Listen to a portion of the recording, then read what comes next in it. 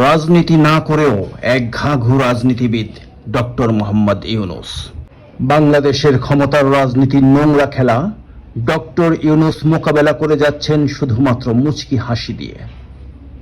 এই মুচকি হাসির সাথে দু একটা ছোট্ট দাবার চাল দিয়ে রাজনৈতিক দলগুলোকে ফেলে দিচ্ছেন কঠিন সব সমীকরণে, যার সবচেয়ে বড় শিকার বিএনপি। প্রশ্নের উত্তরে উত্তর না দিয়ে মুচকি হাসি দেওয়া ডক্টর ইউনূস কিছু হলেই জনগণকে সাথে নিয়ে সিদ্ধান্ত নেন, কিছু হলেও সবকিছু ফাঁস করে দেওয়ার হুমকি দেন, যার সবচেয়ে বড় শিকার বিএনপি। আর বিএনপি বর্তমান পরিস্থিতিতে না তাকে সম্মান দিচ্ছে, না পারছে তাকে অপদস্থ করতে।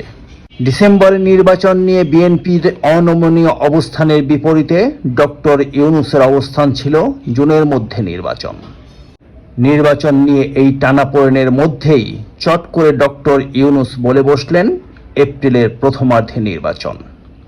বিএনপি আরও একবার বিপদে, কারণ এপ্রিলের নির্বাচন বিএনপি নির্বাচন না করার একটি ফাঁদ হিসেবে নিচ্ছে।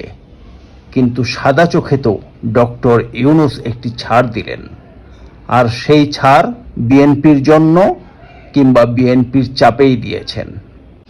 নির্বাচন নিয়ে যখন একটা কিংকর্তব্য বিমূঢ় অবস্থা, ঠিক তখন দ্বিপক্ষীয় সফরে প্রধান উপদেষ্টা ডক্টর মোহাম্মদ ইউনূস ইংল্যান্ড যাচ্ছেন, যেখানে শেখ হাসিনার ভাগ্নে টিউলিপ সিদ্দিকী তার সাথে সাক্ষাৎ করতে চেয়েছেন।